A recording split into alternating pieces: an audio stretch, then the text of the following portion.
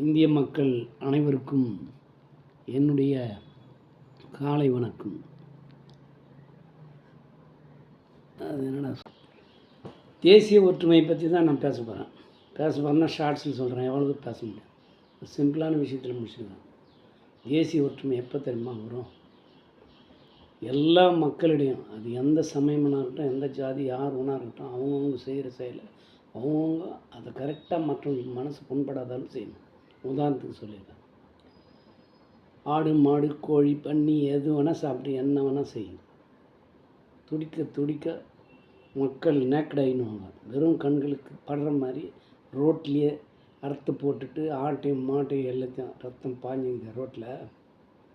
தேசிய ஒற்றுமை எப்படி வரும்? நாயை சோர்த்துள்ள நீ அறிவு இருக்குதால உனக்கு ரோட்டில் போட்டால் துடிக்க துடிக்க எல்லோரும் பார்க்குற மாதிரி செய்வேன். கண்ணுக்கு மரப்பா செய், கண்ணுக்கு மரப்பா சாப்பிடு.